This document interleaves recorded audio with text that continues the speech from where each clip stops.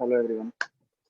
Uh, this is going to be a series of Java lectures. Okay, so if I say like this is a lecture of Java 7, then I don't mean that it is going to be only Java 7. Actually, we would be talking of Java 7, 8, and all the versions of Java till the latest Java 16. Okay, so, talking of Java 7 or Java 8 in one lecture is not possible. So, what we would be doing is we would be discussing all the new features which were introduced in that respective version of Java. For example, all the new features which were introduced in Java feature, we would be taking care of them in this lecture. And for Java 8, what were the new features? So, we will be talking of that in the next series. Okay, so this is going to be a complete series. Now, why I have taken Java 7 as the base version or the version to start with? Because Java 7 was the major release of Java, was the first major, actually, we can say first major release of Java. And also, all of us are by now aware of Java 7 or are anyway or are in any way interacting with Java 7. Okay, no one of us would be working on any other version prior to Java 7. Okay, we would be working on Java 8, 10, but not on Java, not on any version prior to Java 7, like Java 6 or any other version like that. So that's why I have taken the starting point of this series from Java 7. Okay, now let's start without wasting much time. To start with Java 7, let's first of all know about a brief introduction about Java. Basically, what it is. Someone don't have any idea of this. Okay. So to start with Java, Java is a programming language and a computing platform, first of all.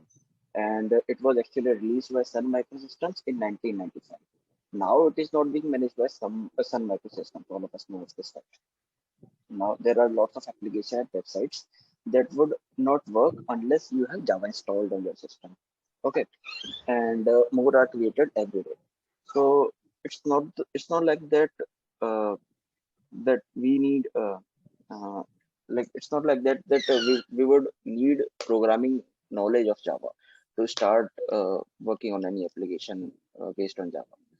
Actually, many of the peoples who don't have any knowledge of Java also are using Java in one way or the other.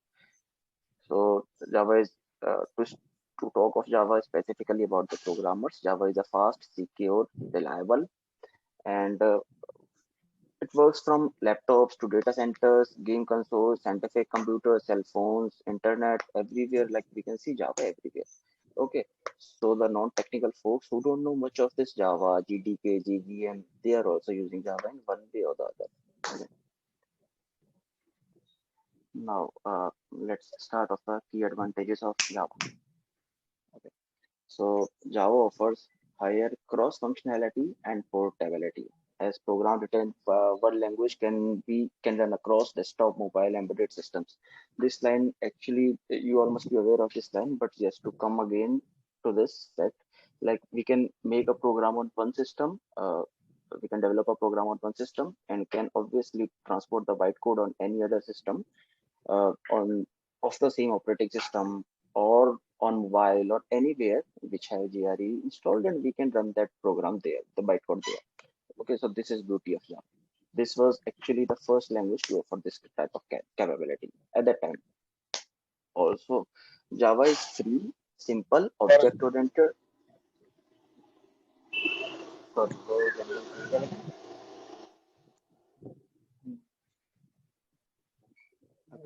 so Java is right. Was anyone trying to say anything? No worries. I'll consider it as no. Java is free, simple, object-oriented, distributed, and support multi-threading and offers multimedia and network support. This is also pretty straightforward line, and what it means is like Java. This is the most important benefit of Java. That why Java became so famous, because actually it was free and open source. So we can actually start using Java without investing money on it. So this was the basic feature because of which many startups and many different companies adopted Java as their language to develop their things. So this how Java gained popularity.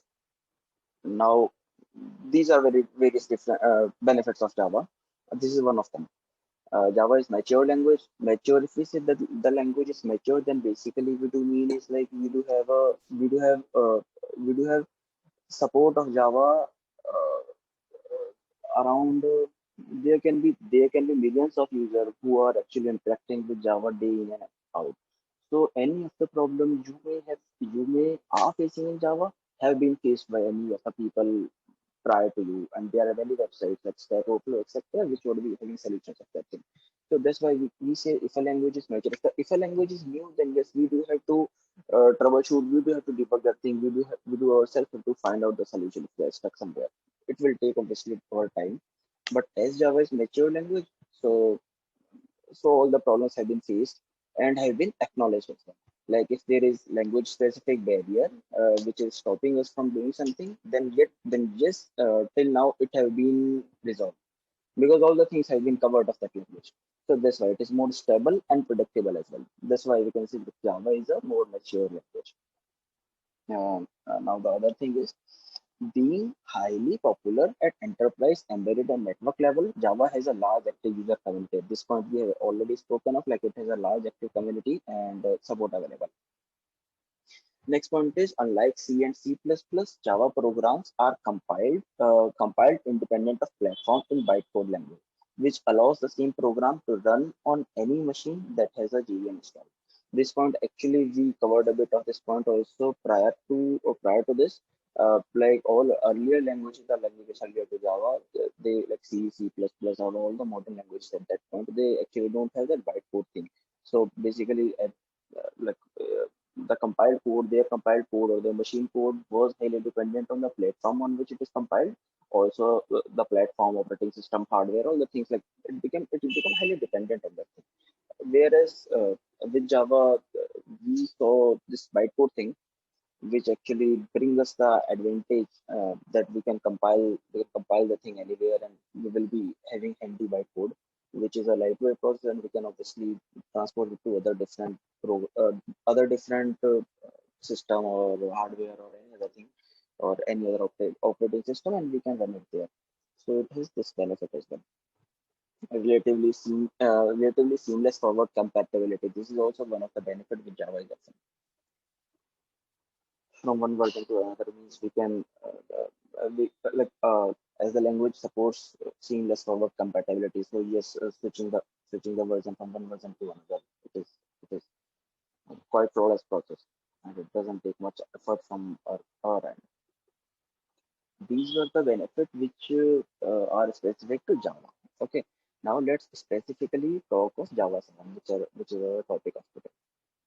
So code name is Dolphin and was launched on 7th of July 2011.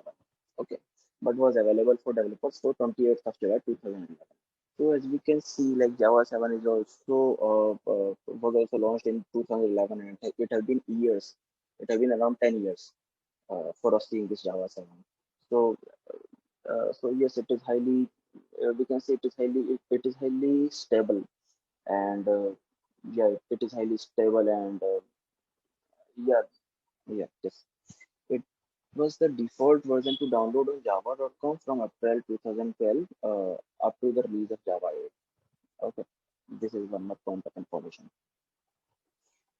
Now, key features of Java 7. The key features of Java 7 is the key features. Okay, now this is our topic. The new features which were added in Java 7. We shall read it like this. So these are all the important features which were added in Java 7 and were not present in prior versions of Java, like Java 6 and all. We would be talking of these points only today. Okay, not all the points specific to Java 7, because it will take 2-3 days if we talk of all the points related to Java 7. Now the key points. To spell them one by one, we will obviously come to basic understanding of each one of them in the upcoming things. But just to talk of the key features, these are JVM support for dynamic language. This was the first one, which was newly added in Java 7. Second point was compressed 64 bits pointer. Third was string added in switch. Fourth was automatic resource management in try statement. Underscore allowed in numeric literals, binary integer literals. Improved type interface for creating generic instances. Improved catching and throwing, and providing Java development rules. I do believe like most of the developer, including us all, we are basically aware of this point, improve type interface, and also this point, switch is added string added in switch. All other points, although we should be aware of these points because Java 7 was also launched in Java in 2011, but yet they got missed because of their uh, uh, their thing that they were not being used actively, or they are the internal implementation, so we don't pay much heed to them. So we would be covering all those points in much details. Okay, now let's come to the first point, which is JVM support for dynamic language. What actually this point tells us. This feature which implement JSR292. This is the code name. Okay, so don't worry if you may not remember this code name for long. Again, starting with this feature which implements JSR292 supporting dynamic type language on the Java platform was the logical follow-up on JSR223 scripting for Java platform. Supported for JSR223 was provided as part of Java SE6 and implemented in JDK6. So prior to Java 7, prior to Java 7 and Java 6, we were implementing JSR223, but yes, in Java 7, we implemented JSR 292. Okay, so we upgraded this thing.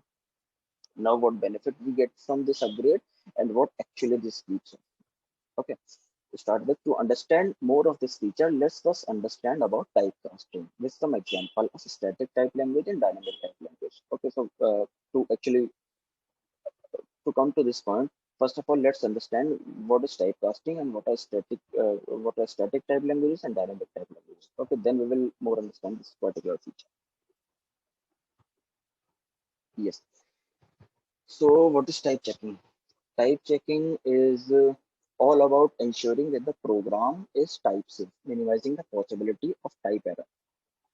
Okay, so for example, type error could be a situation where an operation is performed on a data of type integer with the intent that it is float or even something, such as adding a string and an integer together. For example, you can take into consideration this particular line a is equals to 5 plus 2. Here 5 is a string because it is in double quote and 2 is an integer. Okay, so if you try to add these two things like 5 plus 2, which is like string with integer. Okay, so here, despite of the fact that in many languages both string and integer can make use of plus operator. Obviously, string can also make use of plus operator. Integer can also make use of plus operator independently. This would often result in a type error because this expression is usually not meant to handle multiple data types. You all must have understood this thing, but again, to start with, if I have written string s is equals to hi plus Rahul, both of them being in double quotes, then it basically means like we want a new string with hi Rahul in it. If I have written 2 in integer and 5 in integer, then it would have given us 7. Okay, but now here what we are trying to do is we are trying to add a string along with integer. These are data types of these are data types of two different types. For example, one is string, other is integer. Okay. So here comes static type language. A language is statically typed if the type of variable is known at compile time instead of at runtime. Okay, so if at compile time language takes into consideration these all things, like in our code we are trying to add a string along with integer or two different data types are being tried to be added in this code. So if any particular language at the compile time takes into consideration these all things, then it is called as statically typed language. Okay, so commonly example of statically typed language include Java, C, C++, Fortran, Pascal, Scala. All of these languages are statically typed. In statically typed language, once a variable has been declared with a type, it cannot ever be assigned to some other variable of different type, and doing so will raise a type error at compile time. Okay. So at compile time only, as these languages are statically typed languages, so so at compile time only we get to know like this is not a variable which is supporting this type of, for example, string s is equals to 5 as an integer. So this type of error would be identified at compile time. And now we do have modern IDEs, so our IDE will raise a red cross mark denoting this type of error. basically identified at compile time, what I do try to do. On the other hand, we do have dynamic type languages. A language is dynamically typed language if type of variable is checked during runtime. Okay, common example of dynamic type languages include JavaScript, Objective-C, PHP, Python, Ruby, Lisp, and TCL. Yes, in dynamically typed language, variables are bound to object at runtime by means of statements, and it is possible to bind the same variable to objects of different type during the execution of program. So during the compilation of our code, this thing is not basically checked like whether we are trying to allocate a variable of type string into integer type or integer into string type. These all things are not checked at compile time. So these type of languages become dynamically typed language. Example or also stated JavaScript and Objective-C, Python, all of them you might have heard of. Now let's talk of the difference between statically typed and dynamically typed language. Dynamic type checking typically results in less optimized code than statically type checking. So as this line states, dynamic type checking typically results in less optimized. The code is less optimized in case of dynamic. Yeah, in case of dynamic type checking, the code is less optimized. Okay, it also includes the possibility of runtime type error and forces runtime check to occur for every execution of the program. Okay, so as it is now checked at the compile time, so at runtime we do have to check all the occurrences of all the assignments of all the variables. So we do have to check this thing at runtime in dynamically typed languages. Whereas in statically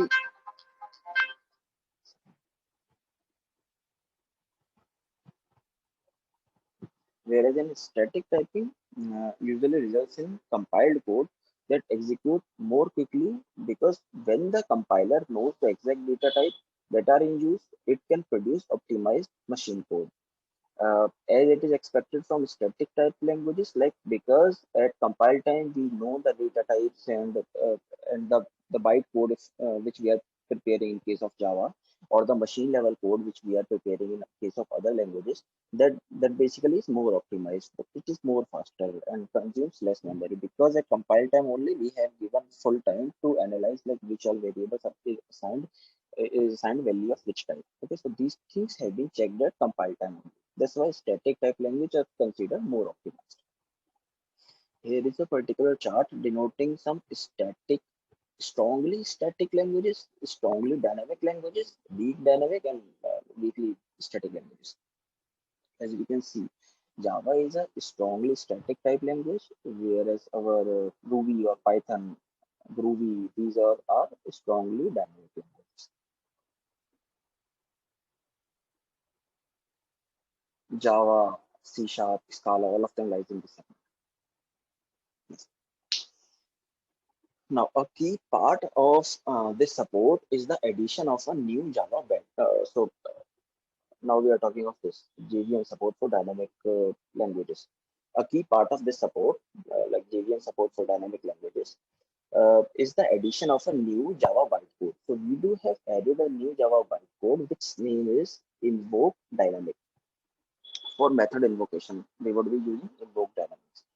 Okay, and an accompanying linkage mechanism that involves a new construct called a method handler. Okay, so support for GSR 292 in JDK7, the code name which we were speaking of in the first clip of this. Support for GSR 292 in JDK7 enables implementers of compilers for dynamically typed language, that is the people who develop compilers for languages such as JRuby and Jython. So this is Java implementation of Ruby, and this is Java implementation of Python.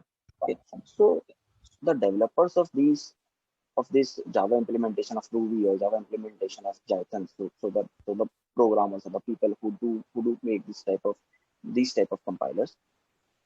Okay, so they actually get benefit via this GSR 292.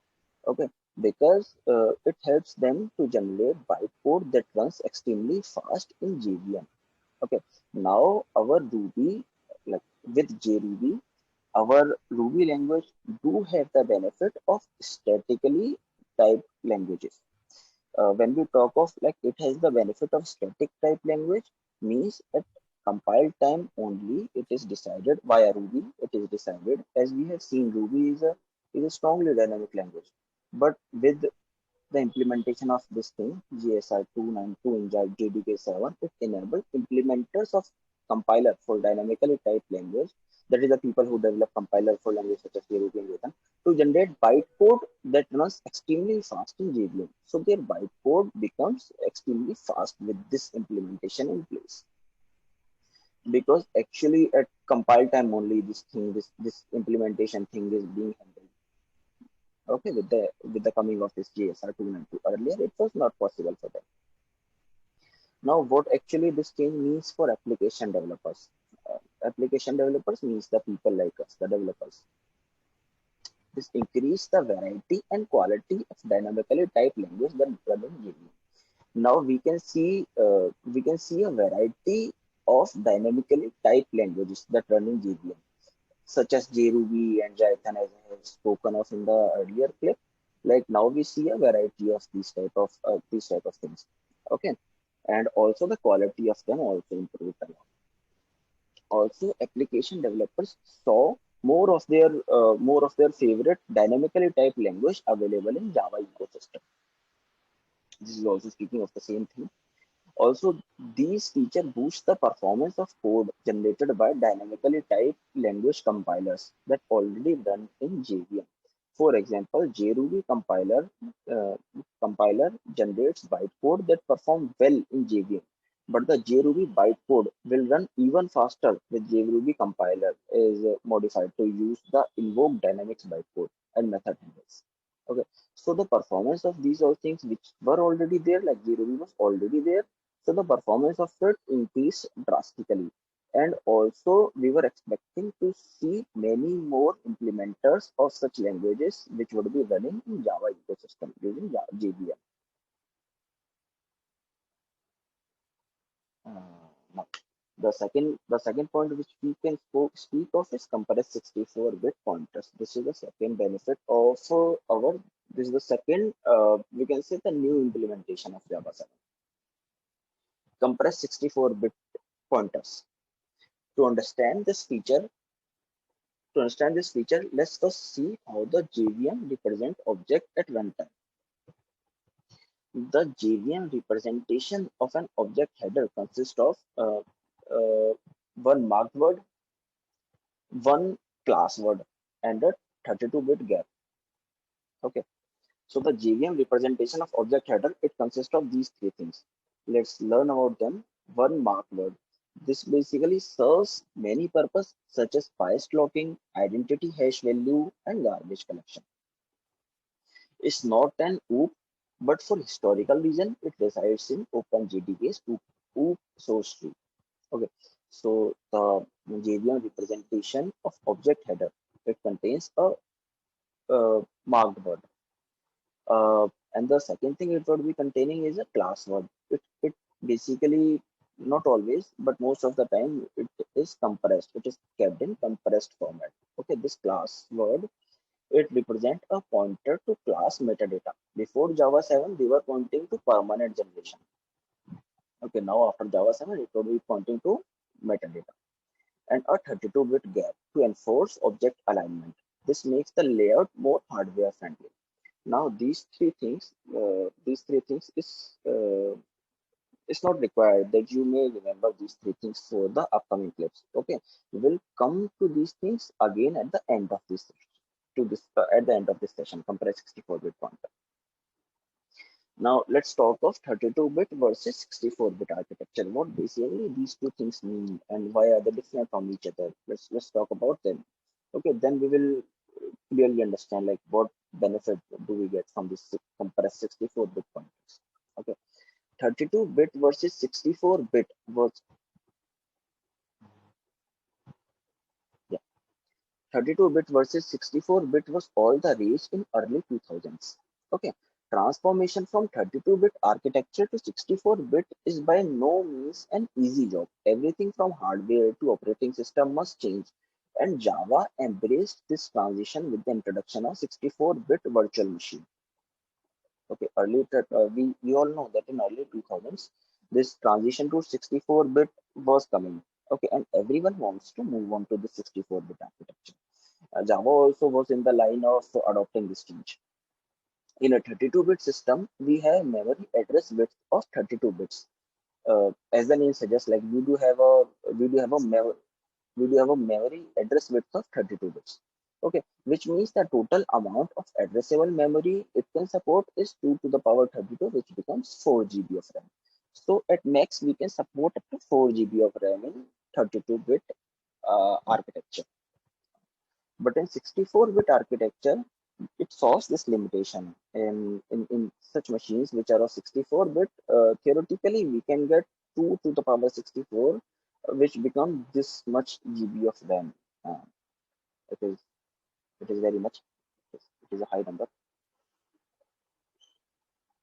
So yes, but unfortunately, the number we just saw it's just a theoretical cap. It's just a theoretical upper cap. In the real world, there are a lot of hardware and software factors that limit us to use smaller RAM. In case of 64-bit architecture as well. For example, like Windows 7 Ultimate, it supports only 192 GB of RAM. One more thing, we are talking of RAM. We are not talking of hard disk. So this much RAM. Do you imagine this much RAM? So yeah, but yes, ultimately Windows 7 Ultimate also supports only 192 GB of RAM. So there are other constraints as well, which were actually stopping us from using this upper cap. Okay, that's why the range of 64-bit came into existence because 4 GB of RAM started like we all started seeing systems with 4 GB of RAM, and we wanted high performance. So that's why we needed to increase that gap. That's why everyone was trying to move to 64-bit architecture. Now yes, let's move to the next part and see how compressed OOP are going to help us. Now, how compressed OOP is going to help us in this thing. The excessive amount of memory in 64-bit machine comes with a price. Generally, an application consumes more memory on a 64-bit system, and the increase in memory consumption is a significant one. Means the amount of memory which any program would be requiring in 64-bit architecture would be higher than what it was requiring in 32-bit architecture. So this is the cost we do have to bear for 64, like moving our transition from 32-bit to 64-bit architecture. Now, compressed OOPS helps us reserve some memory by using 32-bit class pointer in 64-bit environment. Now, this compressed OOP, this new enhancement, this new feature, it actually helped us in reserving some memory by using 32-bit class pointer. So, it basically what it is trying to do, it is trying to use the 32-bit class pointer in 64-bit environment, so that this disadvantage of 64-bit can also be overcome. Okay, providing that our heap size is not going to be larger than 32-bit. Now, these are the three things which you were speaking of in the first clip: the mark word, class pointer, and a variable. Okay, so compress 64-bit architecture. Let's understand this thing. For an integer object that holds a primitive int, this is an integer object. Integer I is equal to integer, and this is an int value of int 5.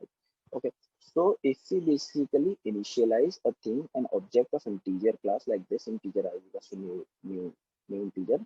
So the compiler allocates more than 32-bit of heap to this object ints.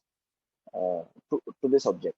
Ints are 32-bit long in Java. Okay, so this int byte, this is 32-bit in Java. Okay, but every object has headers. So these two are headers which every object has to carry with them. Okay, so the size of this headers in 32-bit architecture is uh, is actually 32-bit only. So 32, 32, 32. So the overall size of this object integer is equals to new integer. So it will become 96. Whereas in 64-bit architecture, these are of 64 bits. So the size would be 64, 64, and 32. Ultimately, it will become 160. Okay, from 96 we do would be needing 160 in case of 64-bit architecture. So this is the extra price we do have to pay for to move to 64-bit architecture. Okay, so as can be seen, 32-bit virtual machine, each of these header fields are one word of 4 bytes.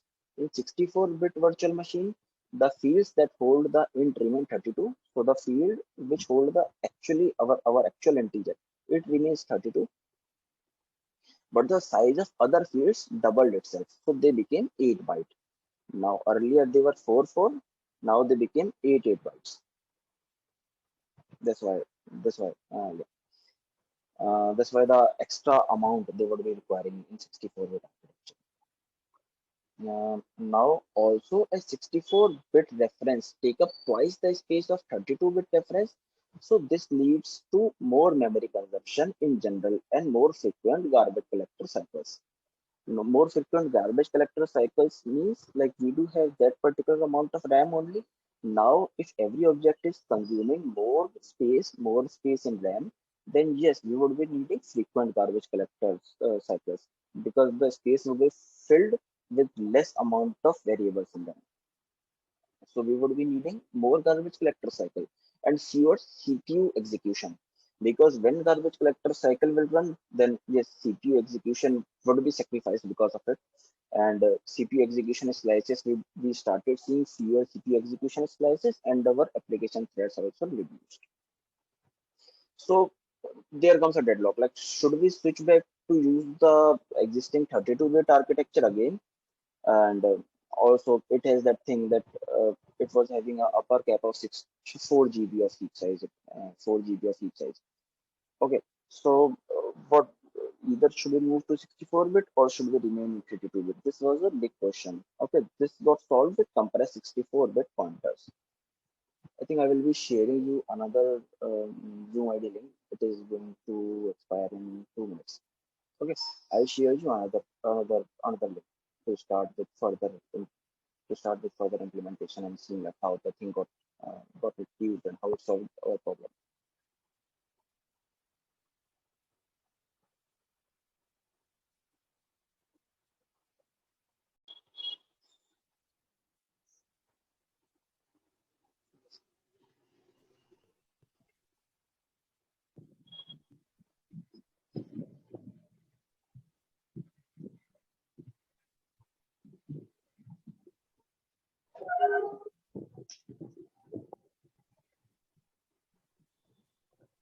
Talking of compressed 64-bit pointers, implementation now, or now we will see the implementation of this compressed Rahul, code. your screen is not shared. My screen is not showing.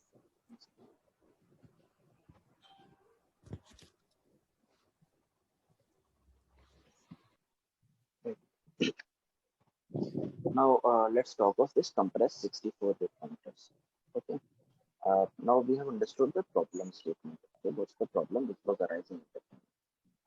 Implementation of compressed oops. Okay.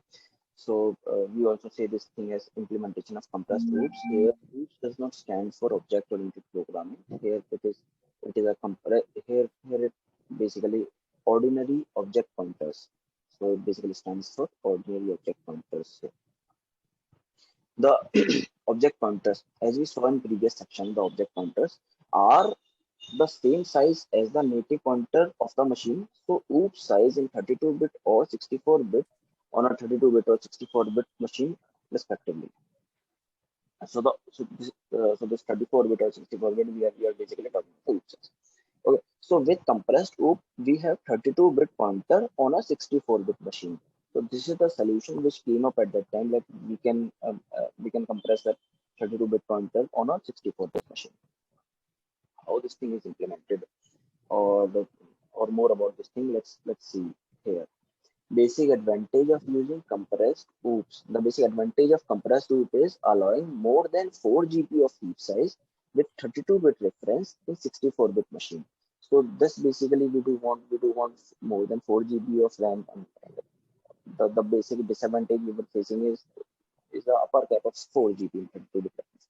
So now with the help of this thing, we can start using more than 4 GB of RAM with 32-bit references, means the references will be that of 32-bit only, and that also we can use over 64-bit machine.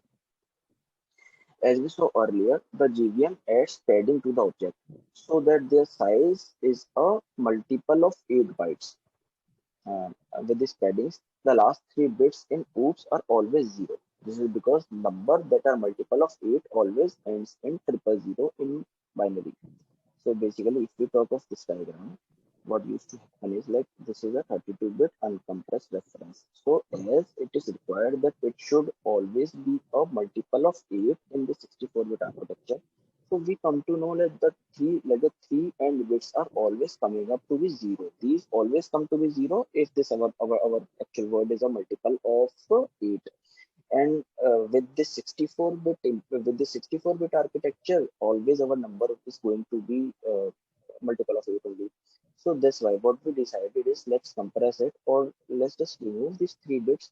So now we do have 32-bit compressed reference, which is actually only stored in heap, and we basically ignore these things. Now the benefit we will get ignoring these three bits is we can save another reference or the next reference starting from here only. So these 3 bits can be consumed, which will eventually grow to a larger value if we see whole combined of our application. Now, since the JVM already knows that the last 3 bits are always 0, there's no point in storing those insignificant 0 in the heap. Instead, it assumes they are there and stores 3 other more significant bits, which we couldn't fit into 32-bit previously. Okay. Now we have a 32-bit address with 3 right shifted zeros. So we are compressing a 35-bit pointer into a 32-bit one. 35 means those 3 extra bits which we were speaking of, triple zeros and time. So it becomes, so earlier when it was 2 to the power 32, now it has become 2 to the power 35, which have increased from 4 GB to 32 GB. Okay, so this means that we can use up to 32 GB of heap size without using 64-bit references. Okay, so the upper cap of 4 GB also get reduced.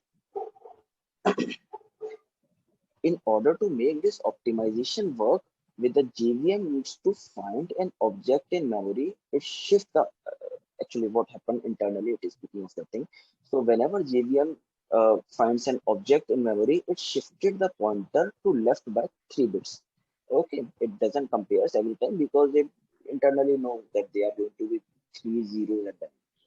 So it basically add those 3 zeros back to the end whenever we are trying to access that particular on the RAM. On the other hand, when loading a pointer to the heap, the JVM shifts the pointer to right by 3 bits to discard those previously added zeros.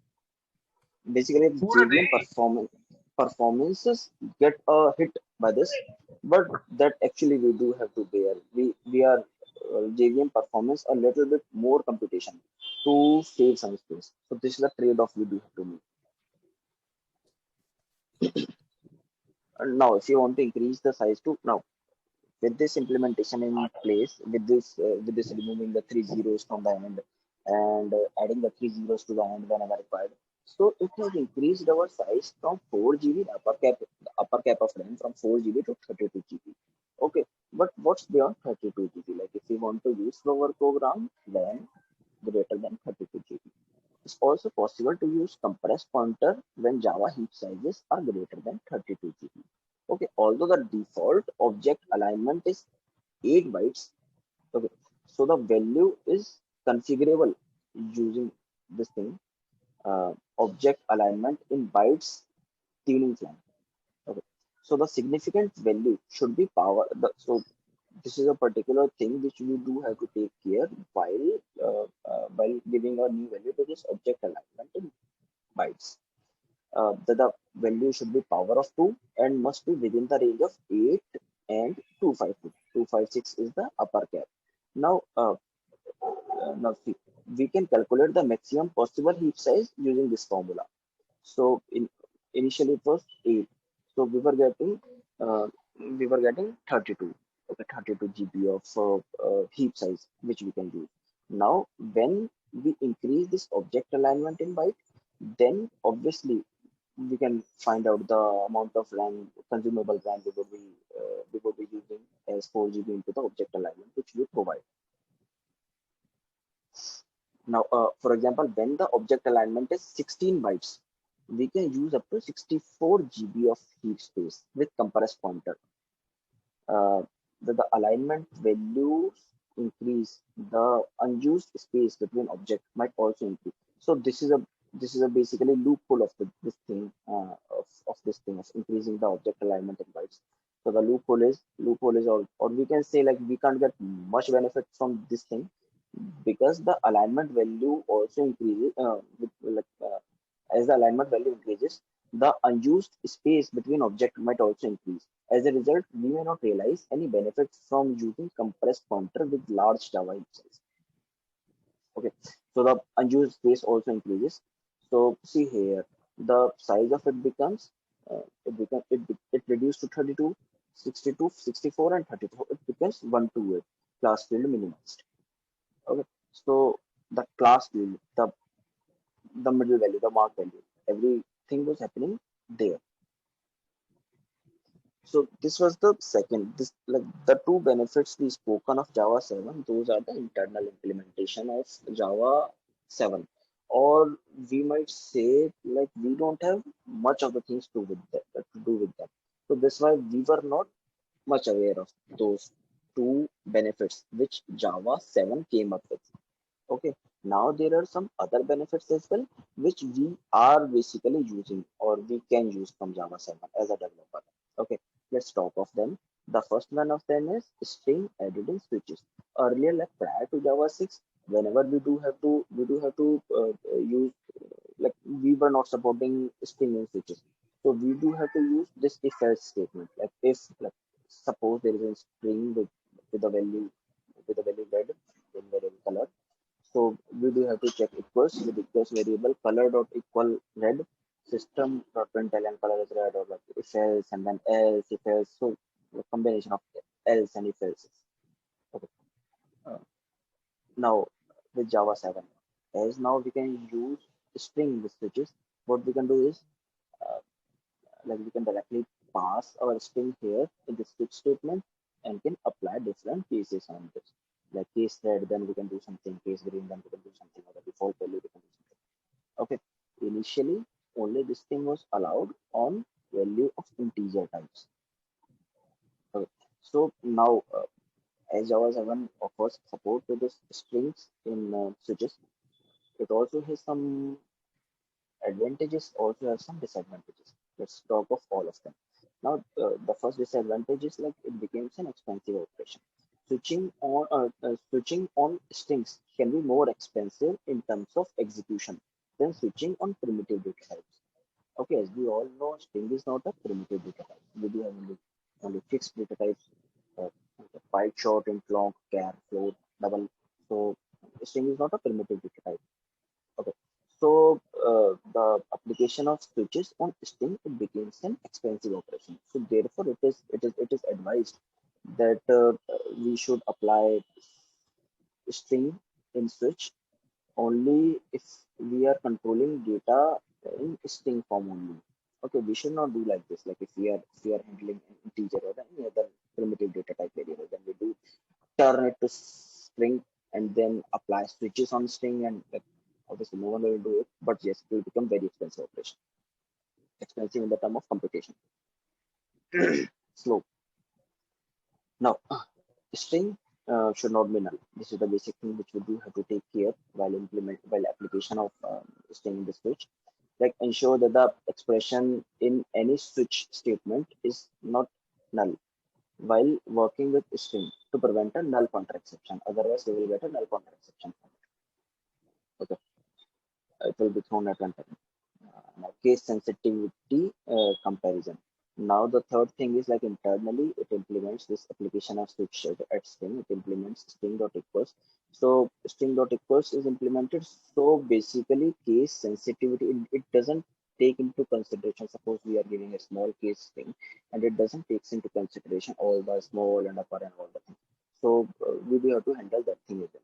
That's where most of the people uses converts our string variable to lowercase and then passes it into a string into a switch operation.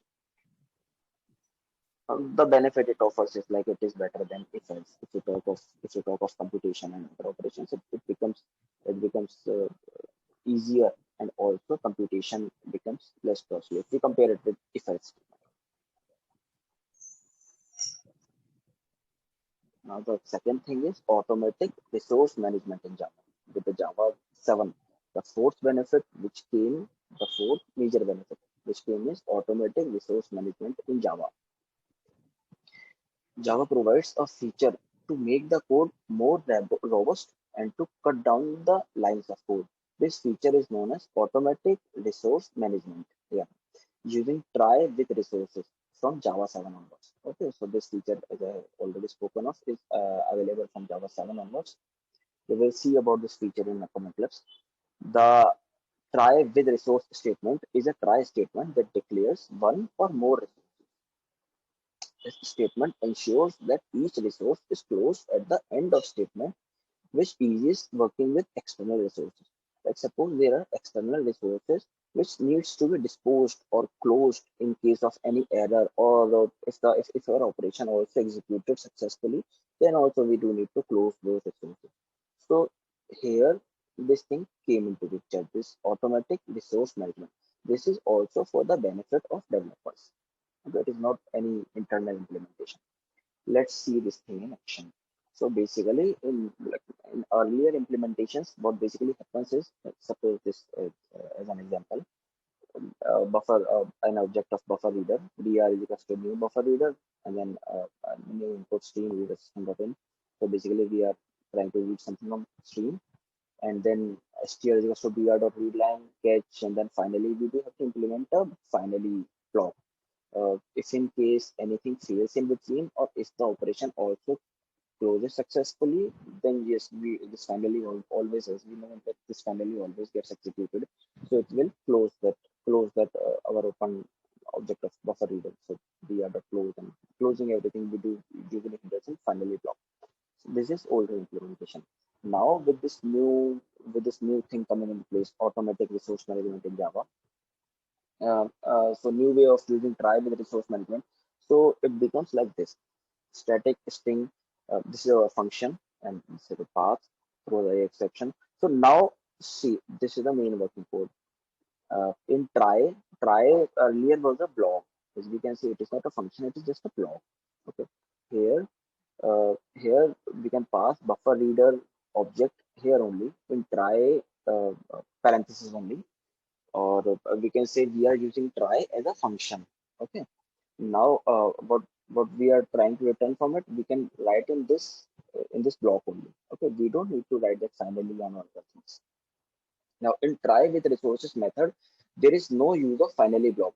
The file resource is opened in try block inside small brackets. So the resource is opened here in this small brackets of try, and actually they gets automatically closed.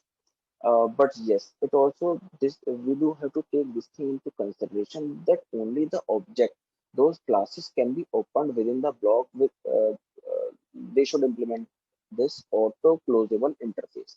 Okay, so all the objects which implements auto closable interface, those objects can only be closed in these small brackets, and the closing of them would automatically be handled by Java. So this basically leads us to less lines of code. Now we don't have to put finally and all the things, all those extra things here. The resources would be closed automatically regardless of whether try statement completes normally or abruptly. But yes, this thing we do have to take into consideration that the object which we are opening there should implement this auto closable interface. Now, I believe here is a demonstration of that thing again. But here what we are basically doing is we are opening multiple resources in this try block. For example, in this try block, we can open demo d is equals to new demo first object and demo one d1 is equals to new demo two objects. So we can open multiple objects here. Okay. If an exception occurs, if you want to catch it, we can obviously apply catch block. But yes, no finally block is needed. No finally obviously we can place finally block, but it is not needed to close these resources which have been opened here. This is the fourth benefit which Java 7 came up with. Now the next thing is Java numeric literal with underscore. Okay, this is a pretty straightforward thing. Let's come to this. Java allows you to use underscore in numeric literals. So this feature was also introduced in Java 7. This feature basically allows us to separate groups or digits in numeric literals, which can improve the readability of your code. Okay, so it don't have any technical advantage, but yes, it improves the readability of our code. For example, if your code contains number with many digits, you can use an underscore character to separate digits in groups of three, similar to how you would be using as a punctuation mark, like comma or space or anything as a punctuation mark. Like we use punctuation mark, we can use underscore here. Like for example, see this example, we are saving credit card number, so we do have to separate, like we can actually save this credit card number in long with this underscores. Okay, the pi value, the social security number, the phone number also, I believe, yes.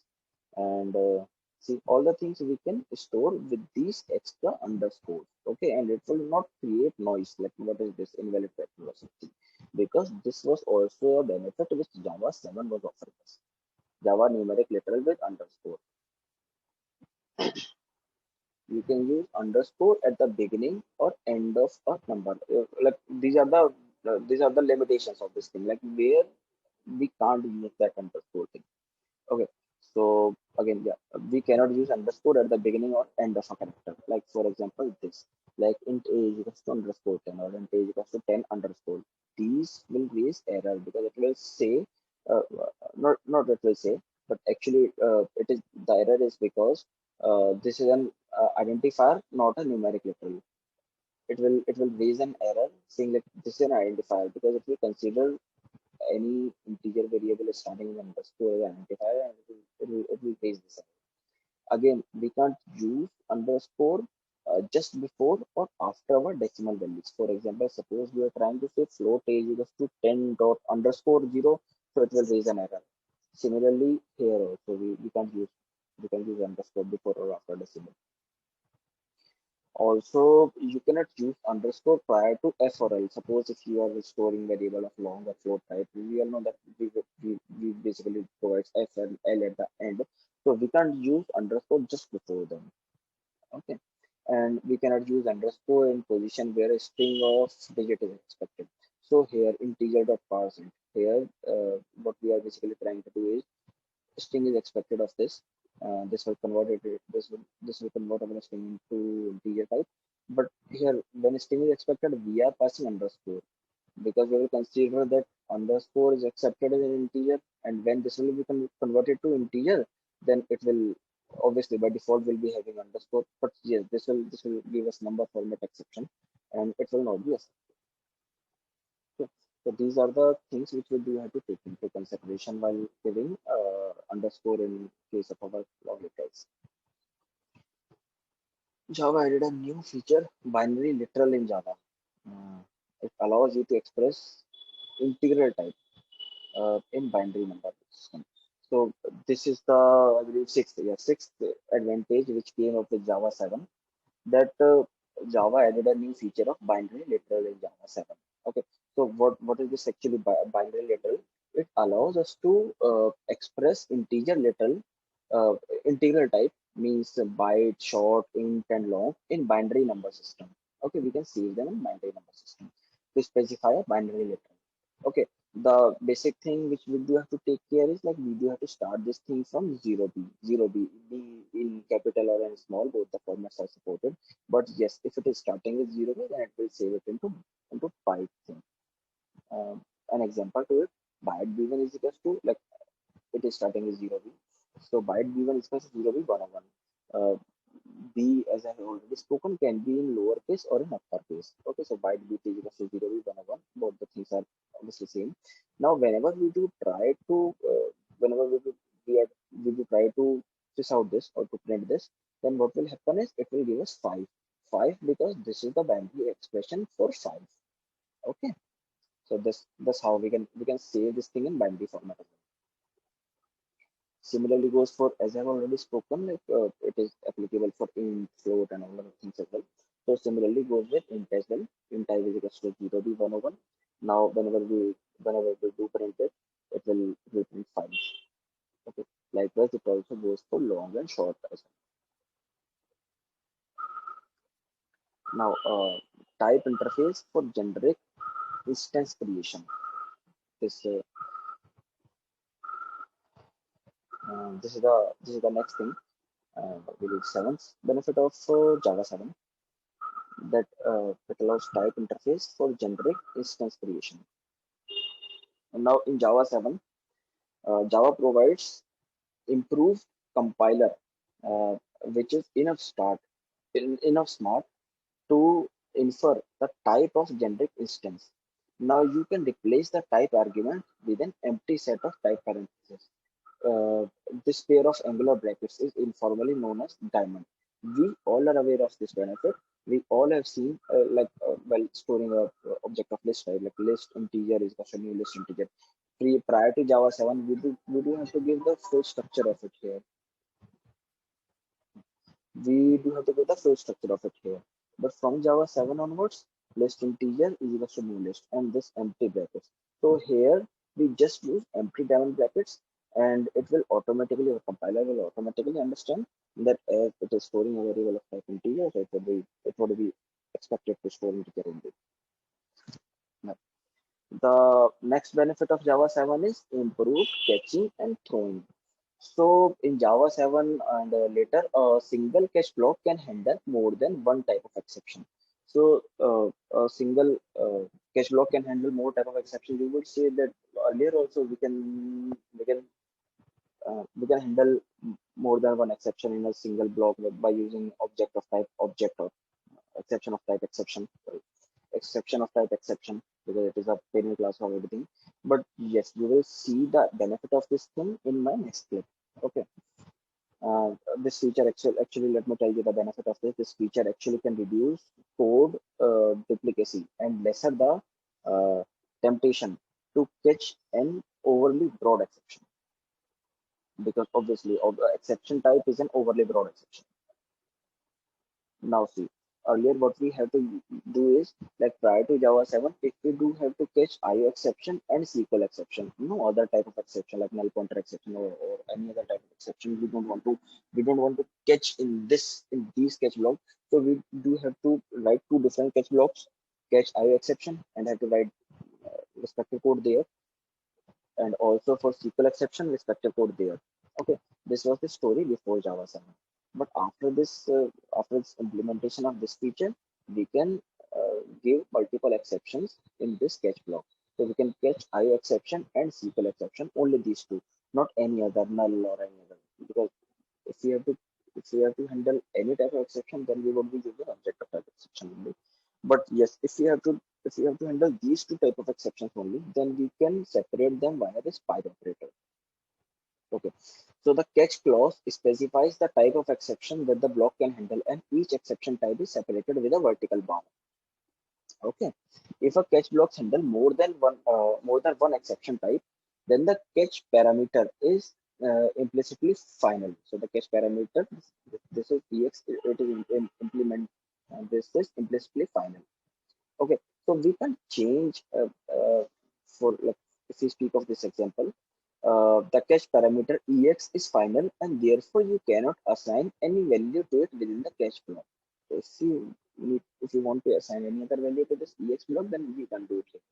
This is the only thing we do have to take care while taking advantage of this thing. Improved catching block.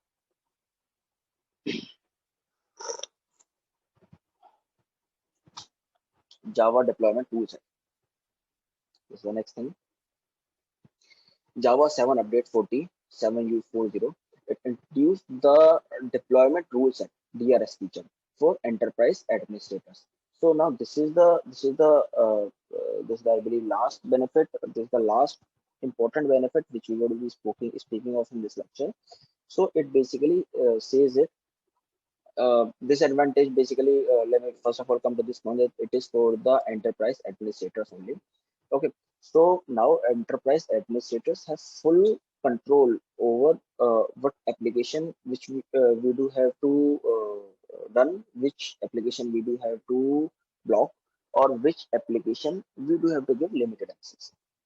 Okay, with the deployment rule set feature, it enables an enterprise to create rules so that a specific application or group of application will run, block, or subject to Java's default behavior. Okay, so application that match a run rule will run without security prompts, and application that match a block rule will be blocked here. An active rule set An active rule set that is installed on the system can be viewed from the security tab of Java control panel. So from Java control panel, from security tab, we can find this active rule set. Okay, so the deployment rule set feature, it is optional and is intended only to be used by organization with a controlled computing environment. Now the detailed steps we want to, if you want to enforce this thing or you want to see this thing in action, you can find it here. Okay. So I believe this was all. These were the actually key benefits which Java 7 provided us. Uh, when I came through this thing, I actually noticed that I only knew two, three of them, and also not the internal implementations of them. That's why I thought to bring this series. After this, we will be talking of Java 8, the key benefits and the new features which were introduced in Java 8, and likewise for further versions of Java. Stopping the recording.